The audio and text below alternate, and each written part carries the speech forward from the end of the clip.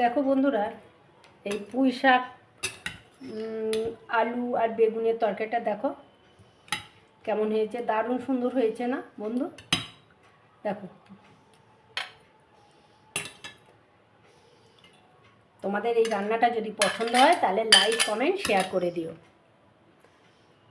দেখো বন্ধুরা, আজকের রেসিপি পুঁই শাক বেগুন কই মাছ দিয়ে মাখা তরকারি করব।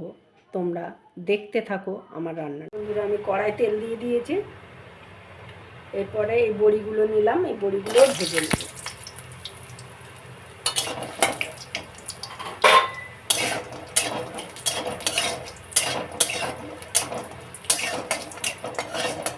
বেশি জালে বড়ি ভাজলে বেশি তেল টানে না, কিন্তু এটা আস্তে করে জাল দিলে গ্যাসটা আস্তে করে দিলে তেলটা পুরো টেনে নিতে বড়ি দিলে।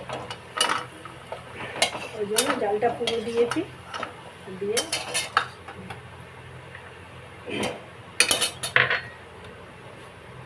আর একটু তেল দিলাম। এসব তরকারিতে একটু তেল বেশি লাগে। এবার কালো জিরে, সাজিরে আর শুকনো লঙ্কা আমি দিয়ে দিলাম। দিয়ে আমি আলুগুলো দিয়ে দিই।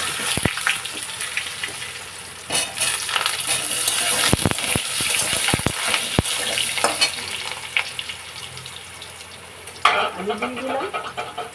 এবার দিলাম হলুদ, লবণ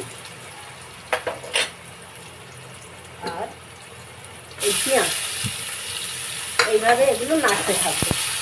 আর শুকনো লঙ্কার গুঁড়ো ভিজিয়ে দিয়েছিলাম, সেটা দিয়ে দিলাম।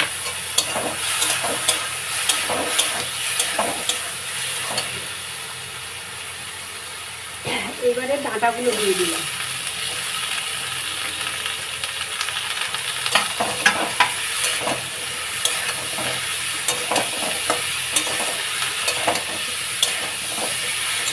এইভাবে ভাজতে থাকবে। বেগুনটা দিয়ে দেবো,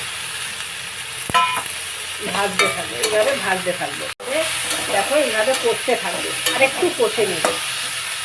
দেখো, সবজিটা কষা হয়ে গেছে। আমি এবারে জল দিচ্ছি।